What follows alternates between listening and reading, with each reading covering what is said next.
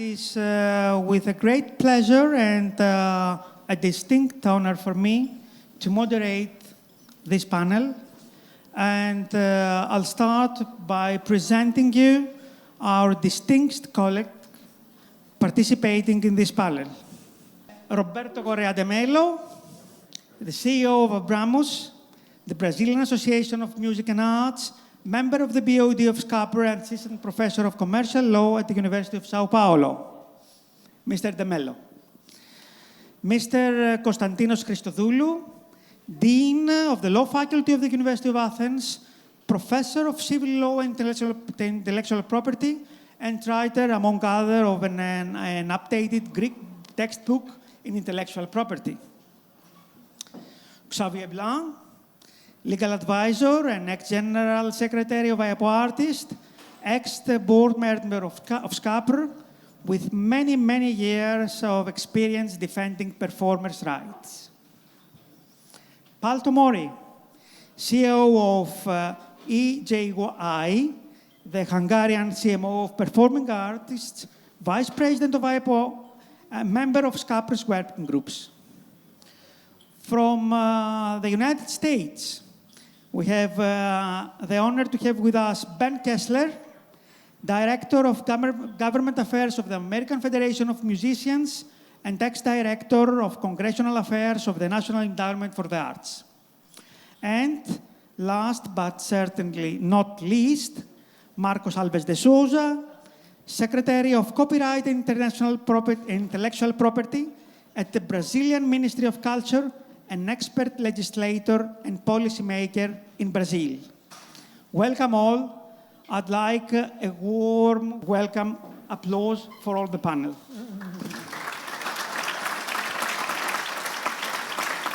So, Roberto. Thank you, Yanis.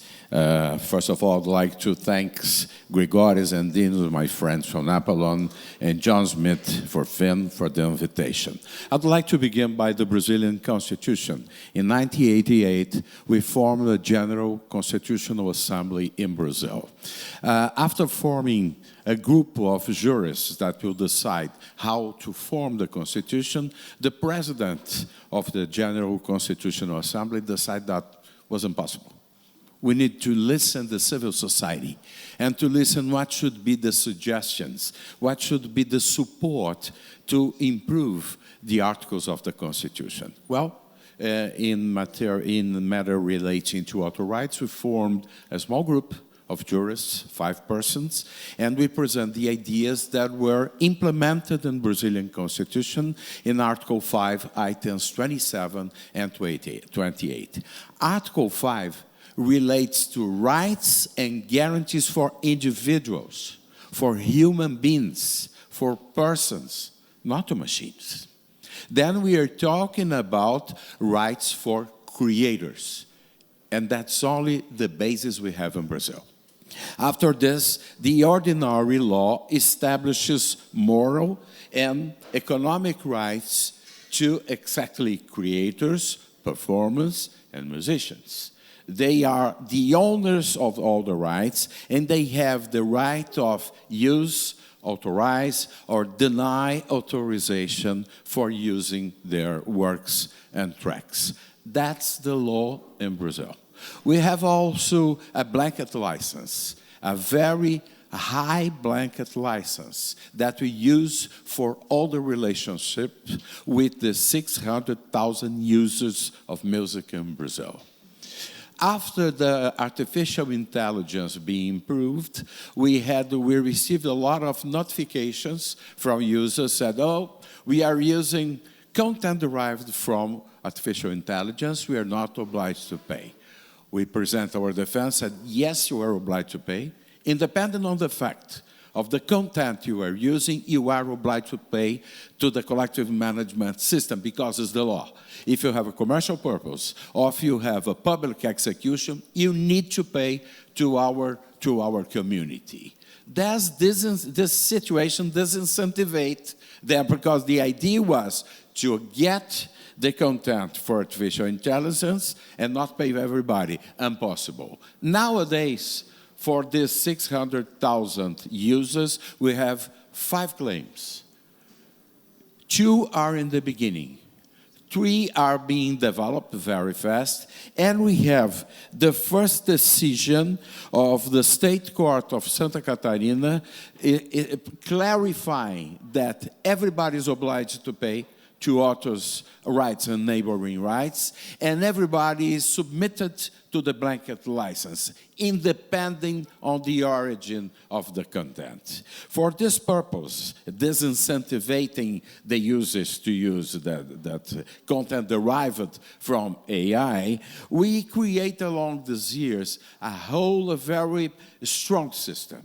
We have in our database 26 million tracks and 24.5 million works. And we created a link between the works and the tracks. Then we identify everything. And more than this, there are approximately 9 months or 10 months, we develop a tool to identify what is a human creation and what is an AI creation, with an assertive of approximately 90% we are using. For this reason, we impede the registration. When they come with registration, an individual says, oh, I have new registrations here, new tracks, 200 tracks. We pass by our tool, we identify and say, no, your registration is denied. You are not a human being. This was created by AI intelligence. You cannot register here.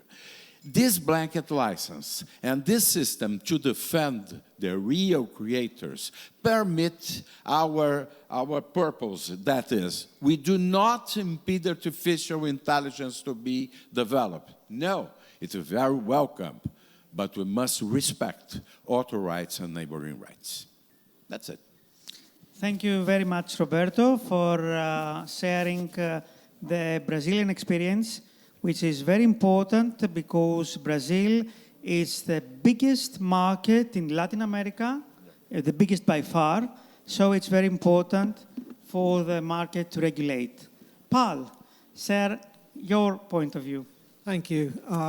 That's just one slide, because in this 5 minutes, I'd like to guide you through a flow chart, which is there to demonstrate the thought process, I believe, should be there, leading to any meaningful exercise, regulatory exercise. But before that, I'd like to share with you 4 assumptions or regulatory principles, ground rules regarding AI, which I think should be present in any of such exercise. The first assumption is without training data, AI is just AU, artificial intelligence. It's just an empty shell, and it only proves that data, and if we translate music as data, data has value, because this makes AI valuable.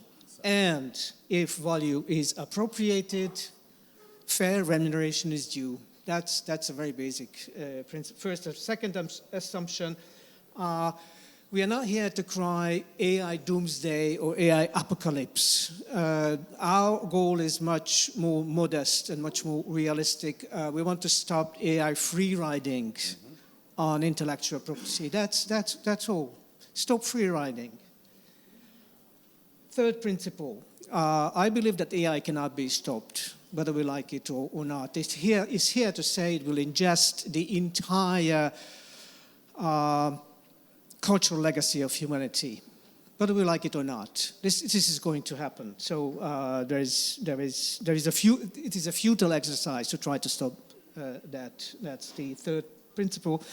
And the last is that we do not need to understand AI at algorithmic level, at code level, to have an idea how it should be regulated. That's not necessary. It's not a requirement. This is very, very important. We shouldn't be intimidated by the fact that we are not completely familiar with deep learning or neural networks. If this would be the case, software and databases could have never been subject to copyright regulation, yet they are. We don't need to understand how word processor works at code level. It's still we can we can apply rules that are meaningful. Okay, just very quickly, the flow chart here. The first question is that this was already mentioned by you. Can we hope for an organic solution? Is it realistic that stakeholders within the foreseeable future sit down and work out a solution that is beneficial to everyone? Almost impossible. So if the answer is no, then regulatory intervention is warranted. That's step 2. Second question, can we hope for a comprehensive solution? Something that solves everything, like a all-encompassing international treaty on AI. And at this point, I turn to Christina from WIPO. Is it realistic from the viewpoint of IPO to have member states sit down and in the foreseeable future come to a general treaty on AI with China, with Russia, with the US? Again, if that's not possible, then the alternative is targeted solution, something that solves bits and pieces only, but that's much more realistic than an all-encompassing treaty. Different rules are needed for training, for output, and also we need new rules regarding the definition of performance. This is rarely mentioned, however, it's very important. The performance of an AI-generated product, which is very similar to a work, should be deemed a performance. Okay, because the effort is the same. And we have already recognized in international treaties that a performance may be based on something that is a collective work, something that is not protected by copyright, such as, for example, folklore. Very similar. We don't know exactly the source of data, if you like. So this should be extended to performing an AI output. For the rest, you can really see we come back to that again and again during this panel, whether this should be an exclusive right, a remuneration right, and what role collective management may play into this. This is the very subject of this panel, so I'm looking forward to discussing this with you. Thank you. Thank you very much, Pal. Kostas. I used to think primarily as a lawyer, neither as a judge or a legislator. This is perhaps an advantage or a disadvantage for my speech. So, as of a perspective of a legislation for AI, some remarks, brief remarks. The first one, I fully agree with my colleague. There's no need to know thoroughly the AI, how it works, it functions, perhaps its evolution. Yes. On the contrary, I believe that such a way of thinking might be a totalitarianistic one, a non-legal way of thinking. Here we are speaking of values, not of technology, yes. On the other hand, of course, the AI runs. And of course, we shall keep step with it, yes, and this is, of course, very difficult. Any legislation has as its destiny to rule the future, and perhaps the future remains unknown. Now, in a more practical level, what are we seeking actually for? Are we seeking for a worldwide regulation, convention, treaty? I think this is too ambitious. I'm not quite sure. Are we looking for a European EU-wide European new regulation, new directive, yes, this might be feasible, but please have in mind that the main problem of us, Article 4 of the GSM directive, is more or less recent. And finally, are looking for a national provision, then we shall face the problem that this provision will have a problem of conflicts against the Article 4 of the DSM. This is the first group of my remarks. The second group, I'll try once more to think as a lawyer and try to focus on the problem. The problem is the TDM exception and the opt-out. I don't believe that this opt-out shall be expressed only by mechanical means. Yes. We'll have the opportunity to discuss it thoroughly in the questions to come. Yes, yes. So perhaps I'll save my time for this, and I shall say in advance that I find perhaps a de lege lata solution by putting this opt-out right under collective management. We all know that IPO Artis is one of the most effective and militant pro-performers organizations. So we'll hear Xavier to share his point of view. Thank you. Everything I have heard is in line with the general view we have on performance side on what can be the solution. I will speak about more general things before going into detail about the different legal options. What is impressing me, and it's not really the subject of today, is the effect not only on performers of artificial intelligence, but also on the general public.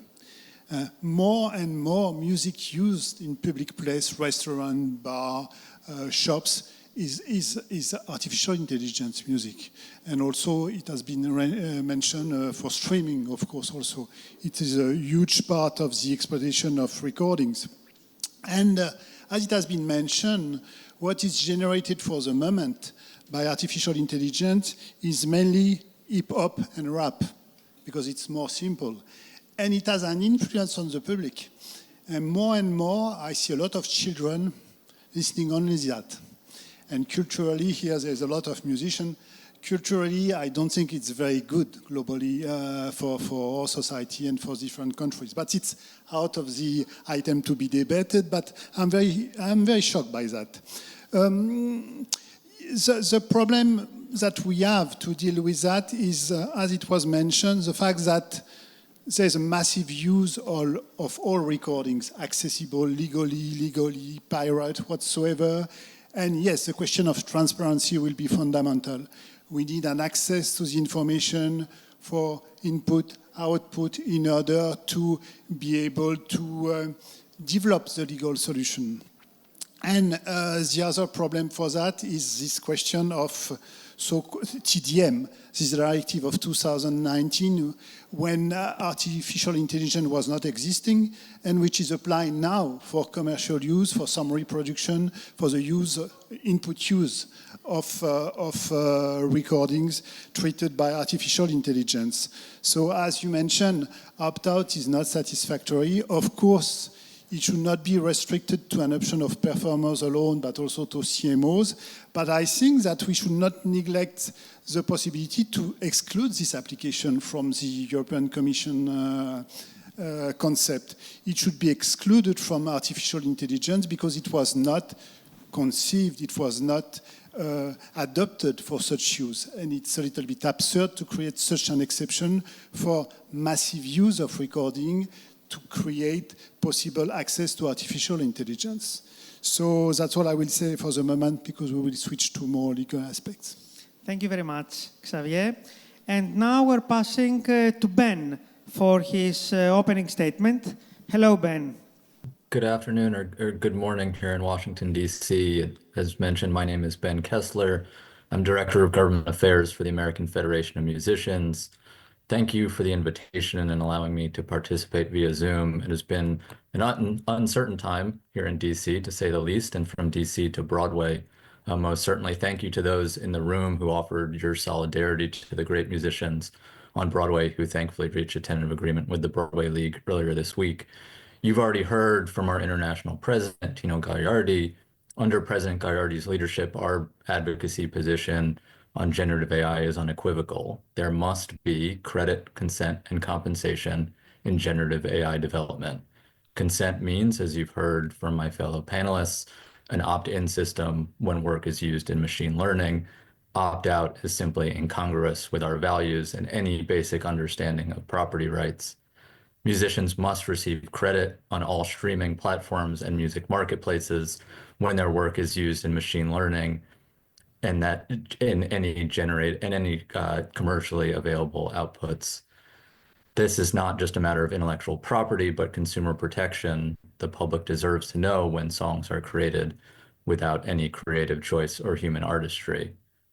All developers must compensate musicians when work is used in machine learning. Again, the three pillars, just in terms of what we've heard earlier, alliteration may be made more easily recognizable for an American lawmaker audience: consent, credit, and compensation. As I'm mentioned, I'm based in Washington, D.C., and President Gagliardi understands the importance of having a presence in the U.S. Capitol. From our office window within the AFL-CIO building, we can keep an eye both on the Motion Picture Association and the White House. We're doing our best to keep an eye on everyone.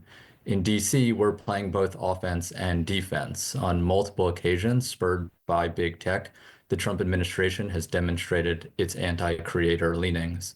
It started with the attempted firing of registered copyrights Shara Perlmutter, the head of the United States Copyright Office, simply because the office, in Part 3 of its generative AI report, stated what we all know to be true: there is no such thing as blanket fair use. By definition, fair use is a case-by-case analysis. Of note, President Gagliardi issued a statement decrying the Trump administration's attack on an independent copyright office the morning after the news broke on a Saturday evening. We have seen a proposed moratorium on states here in the United States regulating AI taking several forms. When it was put forward as part of the recent budget reconciliation process, or as you may have heard, the so-called Big Beautiful Bill, AFM joined with a diverse group of stakeholders ranging from the most conservative think tanks here in the US to the parents of exploited children on the internet, to our fellow arts and entertainment unions and other labor unions as well. And that measure was defeated by a vote of 99-1 in the United States Senate. In the spirit of Halloween, however, the idea of a regulatory moratorium has taken other scary forms. The concept appears in the White House AI Action Plan, which I think we'll cover during our conversation. And in that plan, it calls for federal agencies here in the United States to consider states' AI regulation when dispersing federal funds. And Senator Ted Cruz, who first introduced that regulatory ban, has his own regulatory sandbox proposal. The White House AI Action Plan wasn't all bad for creators because effectively authors and copyright and intellectual property was left out entirely. This was good news. With this president, it's much better to often be forgotten than to be mentioned. When talking with other advocates the day of the action plan's release, I think we were all feeling like it could have been a lot worse. And then, of course, as often is the case with this president, that evening at the White House, it got worse. In celebrating the release of the action plan, the president said the following: "You can't be expected to have a successful AI program when every single article, book, or anything else that you've ever studied, you're supposed to pay for. You just can't do it. It's not doable. China's not doing it." And when the president of the United States is taking direction from China on its intellectual property policy, of course, we have a problem. But as we often say when choosing whether to respond to the Trump administration or not, the smart thing to do is simply not take the bait. We weren't in the action plan, and that was good news. So what offense are we playing? We can't just react and respond to what's coming out of the White House and the Trump administration. In US legislation, often bills are introduced as markers or messaging bills and then compiled into a larger package. One example of that, of course, is the Music Modernization Act of 2018, which took 3 smaller bills and made it into one larger music reform measure. Given our legislative solutions topic for this panel, I want to quickly walk through AFM's legislative priorities here in the US. Starting with the TRAIN Act, which would provide subpoena power to a good faith rights holder to determine whether the work is used in machine learning. And I think what's important to note of all of these measures is that copyright and intellectual property has broad bipartisan support. There are so few topics here in the United States and perhaps across the world that bring people with disparate political views together. And copyright and intellectual property is one of them. That measure is supported and introduced by Senator Welch, a Democrat from Vermont, Senator Hawley, a Republican from Missouri, Senator Blackburn, a Republican from Tennessee, Senator Schiff, a Democrat from California. Again, as disparate political views as one can imagine, this group coming together to stand with creators. We look forward to the reintroduction. Now, Senator Schiff, when he was first in the U.S. House of Representatives, introduced the AI Copyright Disclosure Act in the House of Representatives. He plans to reintroduce that in the Senate under the name the CLEAR Act, and that would create a registration requirement for work used in machine learning. Of course, that assumes a good faith rights holder, but we believe at the AFM that if you put the teeth of the subpoena power of the TRAIN Act together with the registration requirement of the CLEAR Act, that you have a real model for transparency.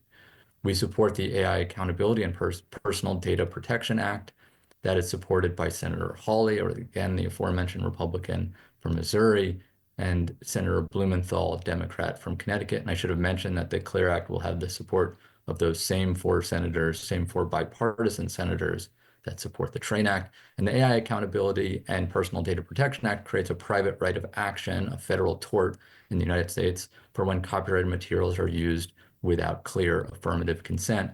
And what's most notable about this measure is that for so long here in the US, Republicans, more conservative members of the United States Congress, have said that creating a private right of action for ingestion of copyrighted materials was a non-starter. So to have someone as conservative, really as among the most conservative members of the United States Senate, such as Senator Hawley, that's a real notable achievement and I think a real opportunity that when bad things come out of this White House from the Trump administration, we have to have Senator Hawley as an ally is essential.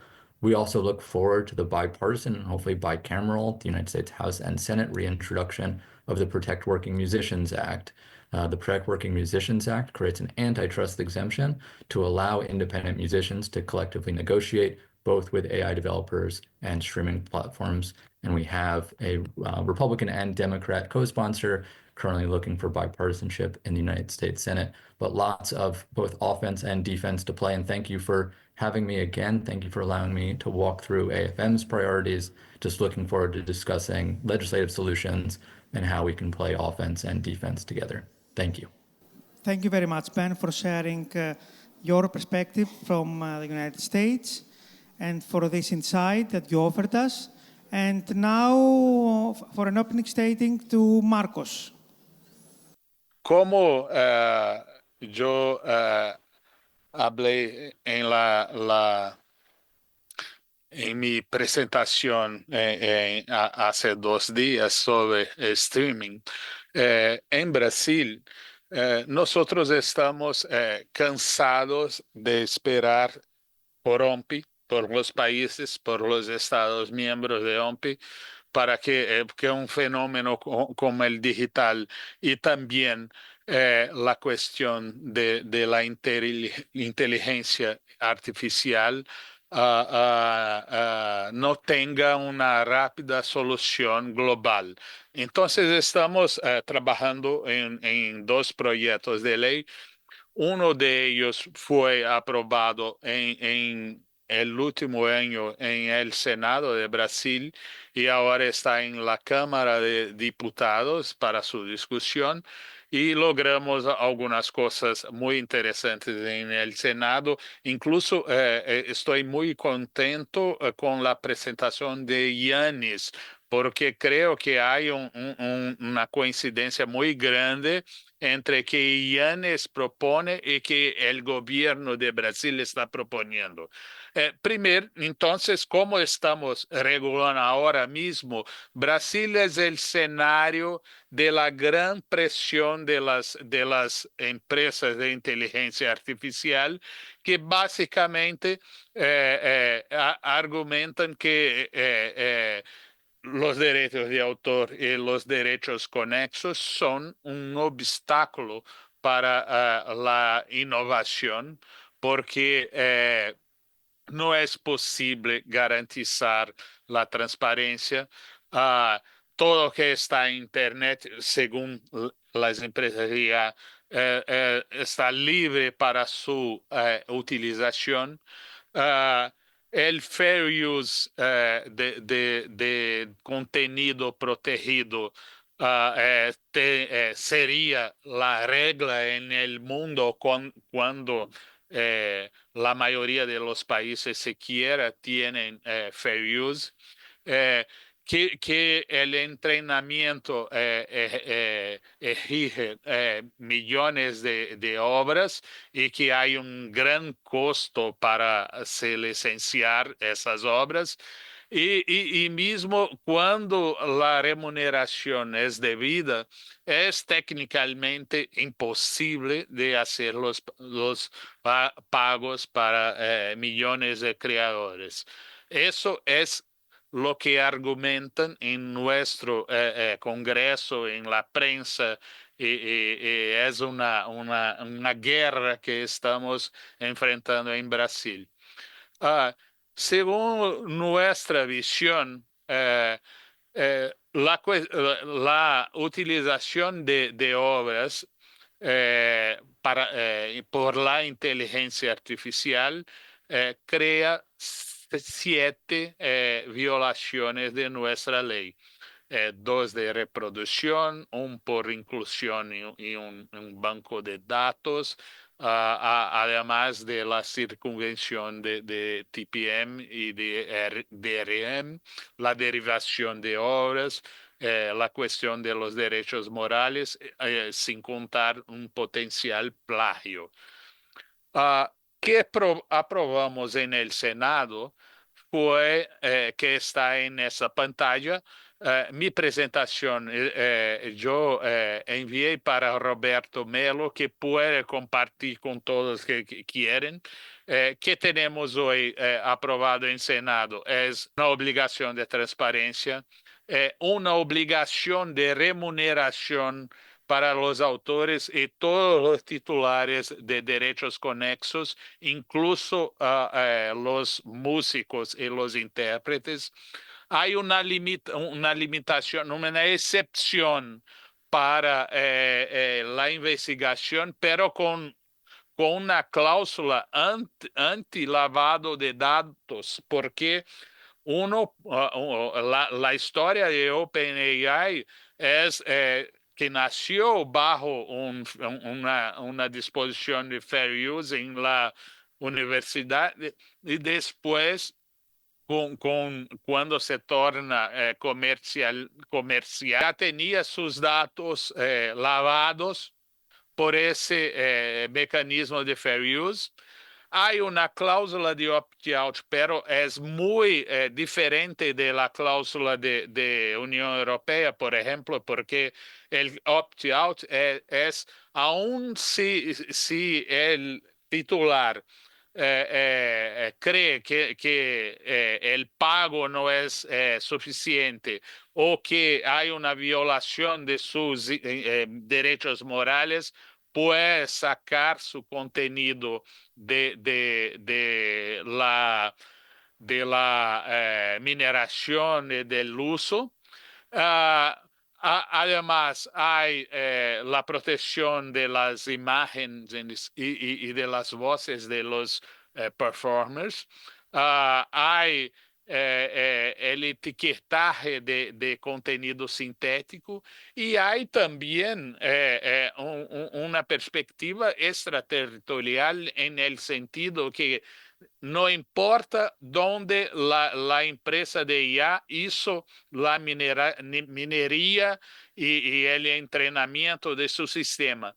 Una vez que va a ofrecer ese sistema en territorio nacional de Brasil, tiene que cumplir con las obligaciones legales de Brasil e incluso la remuneración. Entonces, es una perspectiva un tanto usada, pero estamos seguros, además de algunas otras cuestiones que vamos a definir infralegalmente, como la definición de cuál tipo de output es protegible o no, y también las cuestiones relacionadas a metadados y trazabilidad de los contenidos.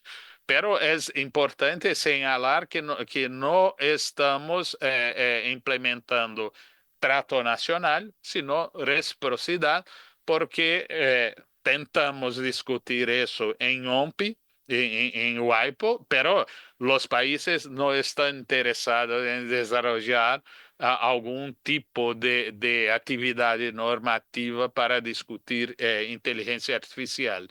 Además, ahora en Cámara de Diputados hay una serie de disposiciones que estamos discutiendo su incorporación, como, por ejemplo, la cuestión de los derechos de remuneración ser inalienables e irrenunciables,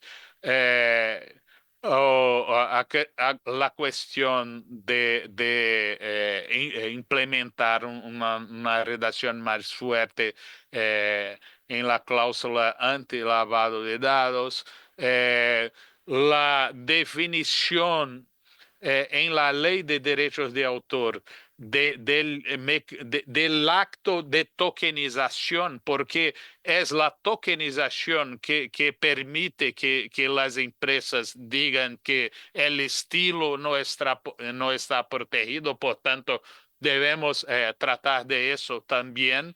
Y toda una regulación del output, como por ejemplo, si hay una intención de explotación comercial, si hay que tener un disclosure del prompt para esos outputs, y además la definición, porque del fonograma debe excluir los fonogramas producidos puramente por inteligencia artificial. Hay otras disposiciones, no voy a me alongar porque estará disponible para aquellos que quieran leer nuestra presentación. Pero el importante es decir que estamos decididos a regular en nuestro territorio de esa forma, bajo una perspectiva como Ged, Oron y también Yanis y otros palestrantes de esa mesa ya dijeron, que la utilización de contenido protegido por derechos de autor y derechos conexos por las empresas de inteligencia artificial es un robo, es el mayor robo de la humanidad, de la historia de la humanidad, y nosotros no vamos a permitir que nuestros titulares sean robados por esas empresas. Gracias. Mi presentación está disponible con Roberto Melo. Si alguna persona tiene interés, Roberto puede repasar. Gracias, Yanis. Muchas gracias, Marcos. The Brazilian example shows us a way that a third way is possible, apart from fair use doctrine and apart from TDM exception. A third use is always possible. So, thanks a lot. Thanks again. Thank you, Marcus, for the presentation. You'll see that we have a problem in Brazil in the Chamber of Deputies. We are in a comfortable situation in Senate. The project is approved, and now it's in the Chamber of Deputies. I never saw during my life a pressure of the platforms like we are seeing in Brazil now. It's a war. We need to win this challenge, and we are doing our best efforts in this sense. I would like to point out that I believe that we are all on the same page here. All of us are talking about the same situation. It is very comfortable to be in a legislation of auto rights, an anthropocentric right for the persons. And I always example saying that, for example, in a country that adopts the system of copyright, you remunerate the girl from Ipanema. In a system of auto rights, you remunerate Tom Jobim and Vinícius de Moraes. And the last comment, in our case against Park Spitz in Brazil, they said, the user, they got the content from Suno, and the pre-existing works and tracks were created by a person out of the legal system. Well, there is no transparency. You must declare, and it's completely impossible to have all the content derived from one person. And more than this, we felt during the procedure that we are not fighting against Park Spitz. We are fighting against Suno. They are testing us. They are verifying what should be our position in order to improve more and more users. We must disincentivize this and show that they are obliged to pay, independent of the origin of the content. They will pay to the collective managed system in Brazil. Thanks a lot, Roberto. Kostas, do you believe that developments on AI urge for a revision of basic principles of intellectual property law? Should we recognize protection to AI-generated output? And who would be the beneficiary? The software owner, the software user, both, or none? And I'd appreciate if you'd elaborate in accordance with the well-known rulings from Chinese courts. Okay, thank you very much. I'll not have time to cope with the Chinese courts, but in order to make a position... It's the only example, that's why I raised it. In order to give an answer, look, I would imagine of a sort of protection for the investments. Okay, AI represents a particular investment. Nevertheless, if this harms or puts in risk the so-called anthropic principle of Berne Convention, then my answer is clearly no. Furthermore, I believe that the problem focuses, of course, on autonomous AI, not in non-autonomous. So, shall we define the exact extension of the problem? Let's go no further in order to have some more minutes for the continuation. Another question could be what the standards of the distinction could be between autonomous and not autonomous AI, between AI-assisted works and AI-generated works.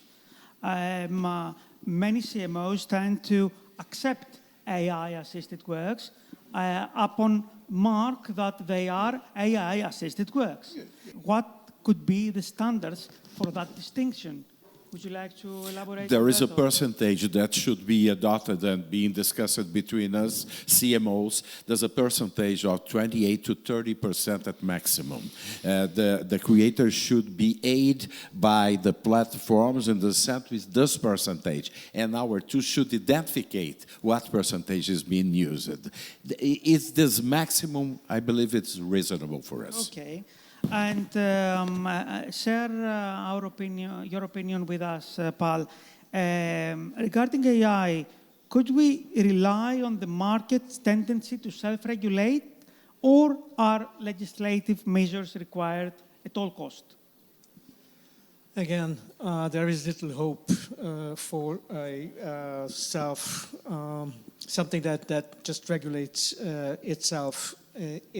AI is with us for I don't know how many years.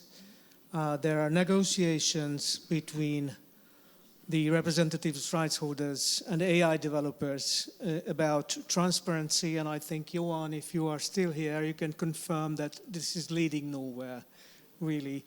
We do not have their full cooperation.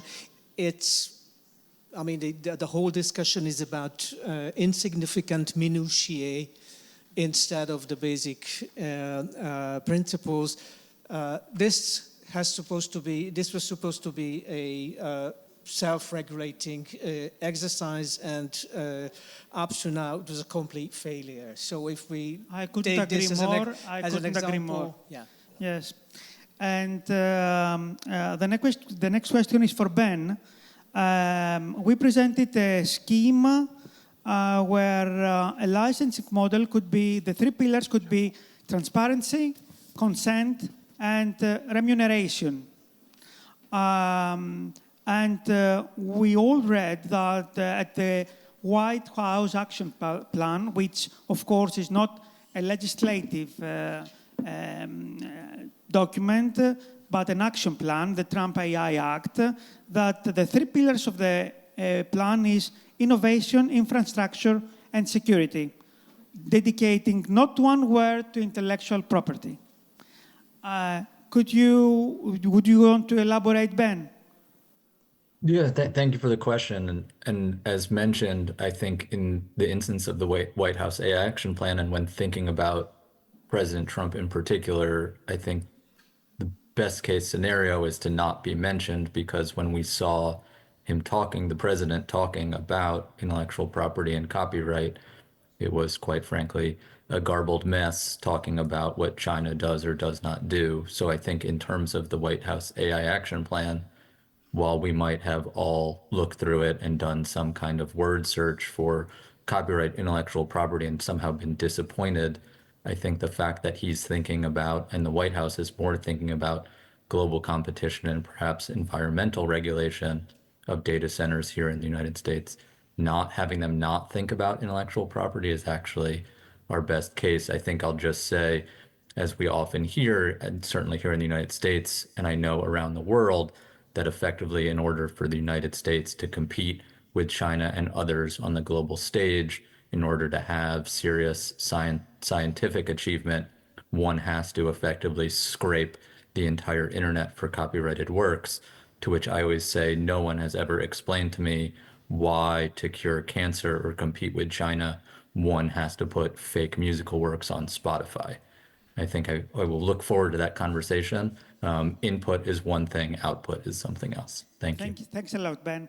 A short intervention by Paul. Yes, just to say that unfortunately some countries weaponize AI and treat this as a matter of national security. And that's very unfortunate, because if we compare the importance of copyright and national security, copyright is no match. For that, the US is one of those countries Obviously where AI is them, weaponized. But for us. No, absolutely right. Xavier, do share your point of view. Is we're passing on consent. Is opt-out a reasonable compromise or a betrayal of the basic principle that the use of intellectual property protected content should always and at all cost be licensed? How feasible is to opt in, and that is to have to license door to door its CMO with it to its AI platform worldwide? I think that this option should be suppressed from the directive first. And after that, it can be managed by a collective management organization, of course. And it will lead to one of the options for obtaining remuneration for performers by a licensing system for the input use, as we will need a remuneration for the output. Probably you will come to that. So for me, this is not a reasonable solution, but it can be managed individually by performer, but in practice by CMOs. And it can lead to collective licenses with the possibility or with the need to obtain and to collect a remuneration for all the use, including reproduction, but not only reproduction, that are made by input by AI activities. So, and of course, we need a solution also for the output, but probably you will refer to that. And it was the choice and the option for EPO artists at European level, but it should be also an option at national level, of course. Thanks a lot. It seems that here in Europe we're stuck with TDM exception and the opt-out for non-educational, for commercial use. So we should elaborate, even if it's not the ideal case, on how we could opt out. In what way could opt-out take place in a non-disputable way? If you could elaborate in accordance with Neske Weiss Lyon, the recent ruling from Hamburg Regional Court, and many CMOs best practice by uploading an opt-out statement online. Would you like to?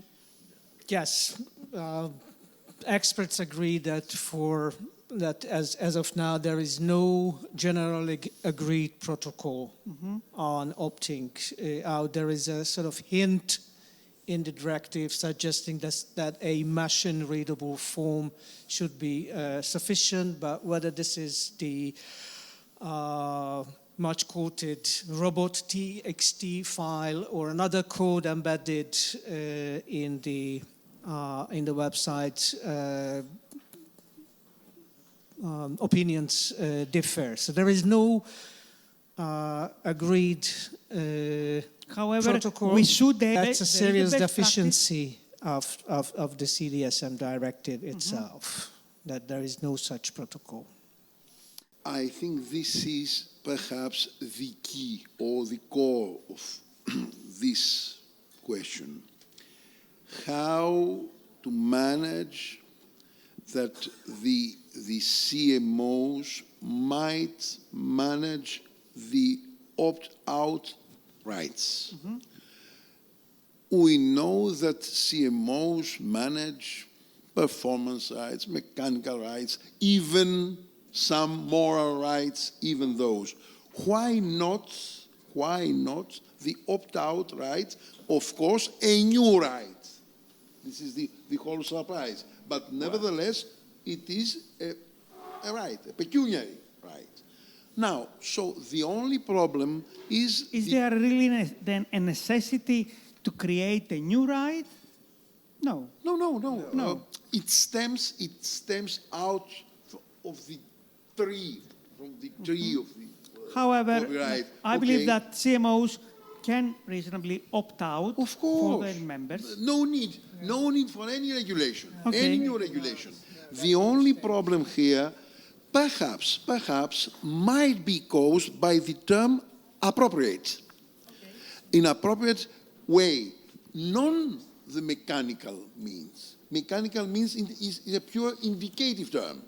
In an appropriate way, such as mechanical means. So I might suggest, but this is something that we should be aided by the technicians, the experts, that an online announcement by the CMO might be a highly appropriate way. I am not speaking of Robinson lists. Yes, of course. We've done it here in Greece. After SSM, we've opted out with both for APOLLON and AutoDia, and there is no reaction whatsoever on that. If you permit, Yanni. Yeah. I believe we need collective solutions, and the CMOs have an importance figure in this subject. If an online communication is a very good idea, it's my idea. We present an online communication, say, Well, you were not authorized, you were not licensed by our community here to use our pre-existing works and tracks in your database. And more, we have the personal rights of the database of our members. We need to protect and we need to show this is a community, this is a collective management organization, and you are impeded of use all the tracks and works of our database. So to wrap it up about opt-out, Marcos, a more technical question. I understand that in Brazil you don't have neither the opt-out nor the fair use doctrine. However, here in EU we're stuck with the opt-out because of the TDM exception. But do machines have really the possibility of unlearning? And if not, can opt-out have a retroactive effect? I think the question about opt-out is not the feasible or not. The question is legal, because I don't understand why Europeans right holders are asking for a violation of Berne Convention and about the formality, the principle of no formality. Opt-out do not comply with this, and are not similarly, the exceptions of Article 4 in European law do not comply with three-step test. Do not comply with step 1, step 2, and step 3. And when we have WTO working again in the best way, I think Brazil and other countries, we will question some countries about this kind of legislation, because in our view, this is a violation of Berne Convention and TRIPS agreement. Again, Thank we you. agree that opt-out is incompatible with three-step test. We all agree on that. We all agree that the TDM exception is a botched piece of legislation. But if we are law-abiding citizens, and we all are, the situation is a tiny bit more nuanced than that. The TDM exception is based on the right of reproduction. And very few CMOs are exercising that right. Traditionally, this is exercised by the producers. It is not by accident that their approach is to license AI on the basis of the right of reproduction. So it is not so simple that let CMOs exercise the opt-out right. We don't know yet exactly on what basis they would be able to do that. This needs a certain change of legislation. The sooner, the better. May I jump in as well? Just in the United States, the barriers to the opt-in, why we need to pass the Protect Working Musicians Act right now. Big tech has antitrust protections that would not allow independent artists to collectively negotiate with the AI developers and streaming platforms. The Protect Working Musicians Act would create an antitrust exemption and potentially break down those barriers to opt-in. So, two brief remarks. First, the problem of retroactivity of opt-out. I think we should relativize it, because yes, there might be no retroaction, of course, but the opt-out might mean that from this moment on, all the exploitation is forbidden.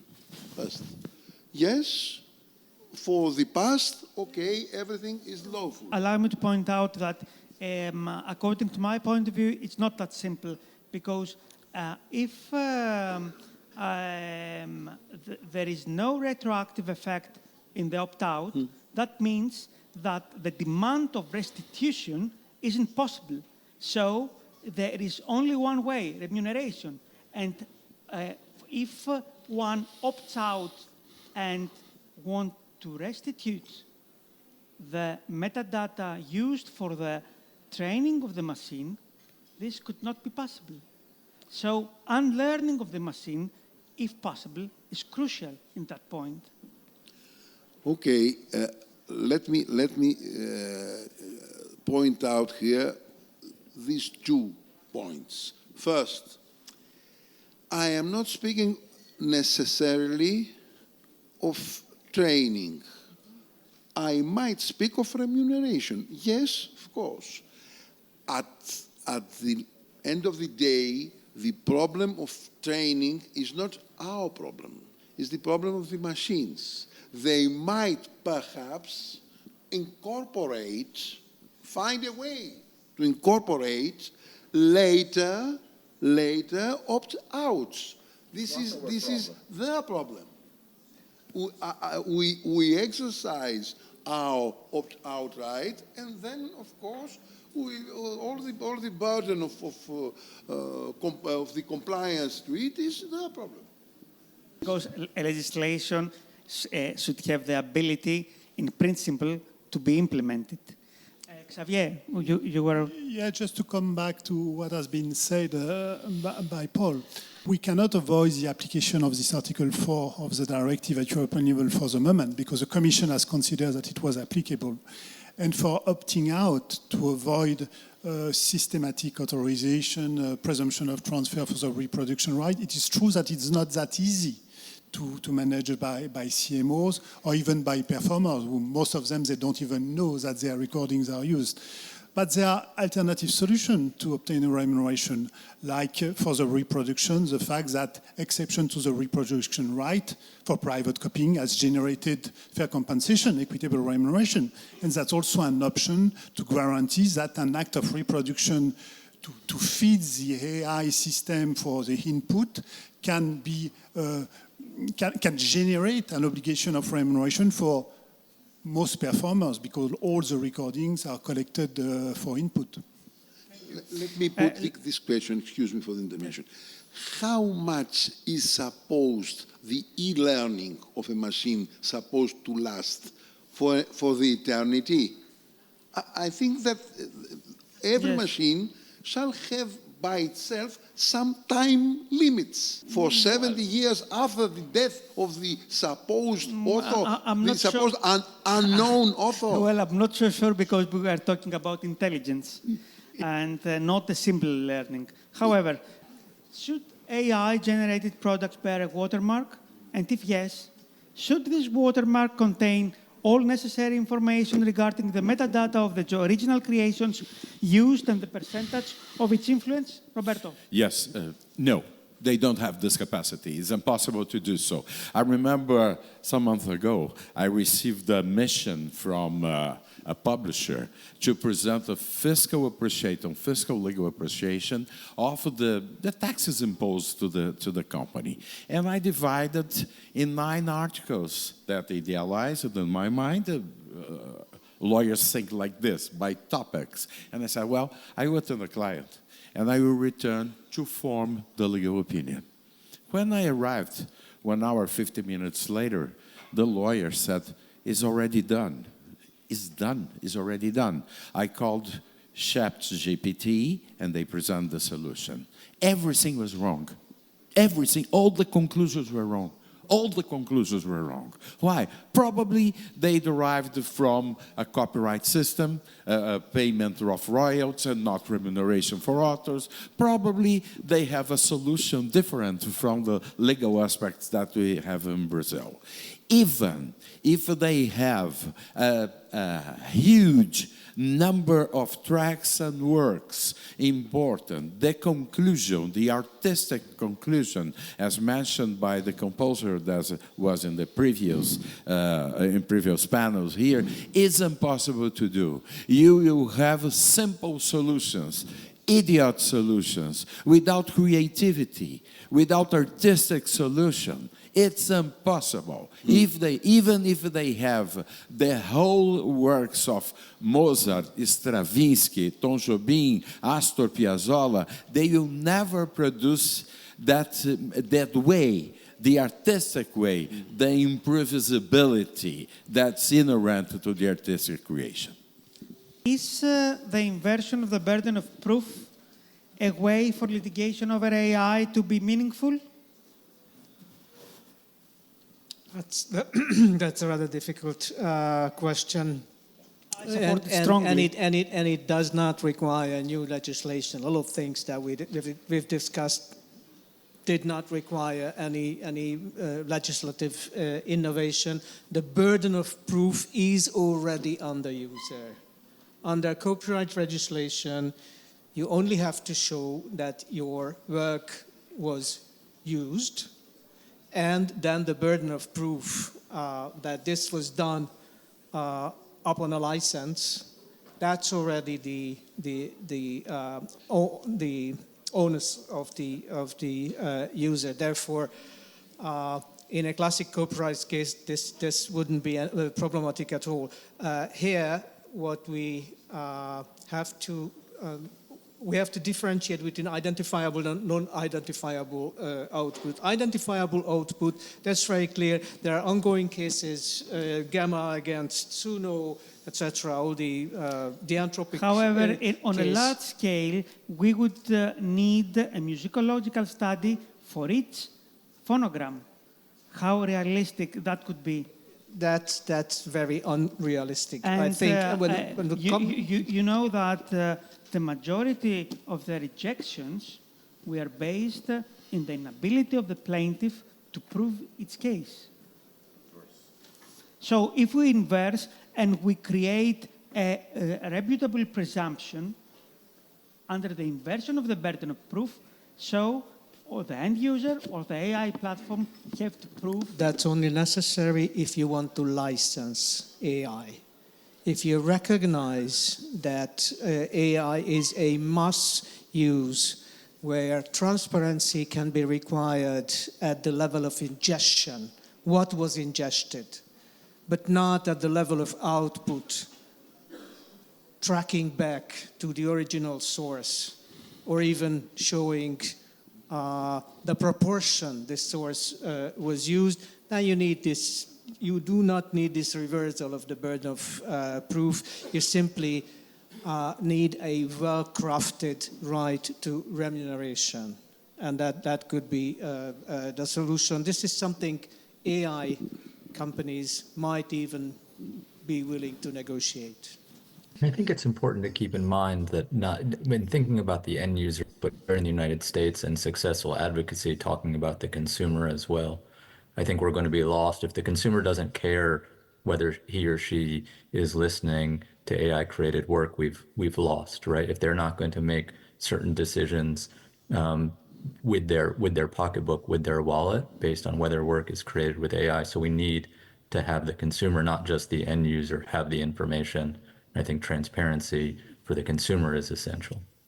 That's a very interesting point of view, and it has to do with the awareness that an AI-generated product could never have the same quality as a human creation, and for the audience, for the listener, for the consumer, to have the right to demand, at least to be informed that what he hears in the background music is an AI content and not a human creation. Yeah. So if I have the promise that will remain under general discussion to continue the discussion, we'll end here. Otherwise, I'll take another short 2-3 minutes time. Okay. At the most. Xavier, should a fee or remuneration be imposed on both the input and the output? Yes, of course, but in both cases, there are strong exploitation, strong use of the recordings. A levy or a fee? Sorry? A levy or a fee? It depends. You have several possibilities. What is important is that it will be collectively managed. It's not transferable. Yes, And, non-waivable. and it can benefit to performers anyway. So what is very important is for input, as we described, the reproduction, the training, treatment, which is done for the AI services, and for the output, of course, what is generated is the result, is the exploitation of all the recordings that we are using the input. So there is a need for remuneration of performers in collective management of rights, of course. And it will imply some improvement of the existing legislation to clarify that. That remuneration could be a percentage if a levy was to be imposed, a percentage of, for instance, the gross income of the platforms or the tech companies. It can be an option. It can be an option. To be a percentage. And for the users too. And, Yes. And for the output, it could be difficult to go to the statistics of the users, but it could, some users, namely broadcasters, you could go in the gross income of broadcasters. We have tariffs already established. We apply to users, general users. We'll maintain the same tariffs of users. For platforms, we need to idealize a percentage exactly to impose something significant to them. But the users that acquire, that bought this content from the platforms, we need to apply the same tariffs we have. And we will need transparency also, not only for collection, but for distribution. The magical word, distribution. According to your understanding, the income from the input and the income from the output should be distributed in the same way to the same right holders or not? Yes, very difficult. It's a question of information, transparency. What Because information will be available. Which is true is that there is no specific rights attached to the recording that will be generated by artificial intelligence. We will deal with remuneration right of those who have contributed to the creation of this recording of artificial intelligence. So the difficulty will be to have the information about, for each recording, what were the ones that have generated this artificial intelligence recording. That's for the output. But for the input, in theory, every contribution could have trained the machine equally. So the income from the input should be distributed in equal shares to all the right holders. I think so. Yeah. And contrary to from the income from the output, that could be distributed on a market share basis, for instance. You present the solution. I don't think you so. presented the solution. Marcos. Yanis, only a minute. Yanis present the marketing share basis. Yes. It's what we are doing already in Brazil. The same marketing share basis. And one last question for Kostas, because we are ahead of time. Should infringement of personal data, of personality issue and moral rights be included in as a subject of AI remuneration? Yes.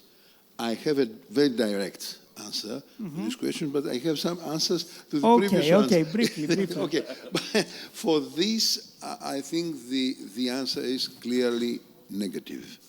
The infringement of personal data, the data breach, is ruled by the GDPR that provides the possibility of a quasi-CMO organization, unions for protection, collective protection of personal data rights. I don't find any possibility for this, for the additional reason that this should stipulate a sort of commercialization of personal data. So I might doubt it. This is the direct answer. If you permit me, Of course. Let me simply say, for the two branches of the question, input and output, and the way of distribution, I believe that we maximize, perhaps, I'm not sure, perhaps, the dilemma the differentiation between inputs and outputs. I think the remuneration for the levy is for the private reproduction is already a sufficient mean for the input first. And the second, if we are speaking within the terms of Article 4, we shall not ignore that Article 4 conceives inputs and outputs in one single way. And furthermore, perhaps the input might constitute a provisory transitional reproduction and might fall under another exception. This is another problem. Thanks a lot. Two brief questions. Do you believe that music editors or phonogram producers can license regardless the consent of the right holders they represent? I'm asking because of the recent development that Universal and Warner are trying to license. You've seen it. Xavier, would you like to elaborate? I see you nod. I say no. No.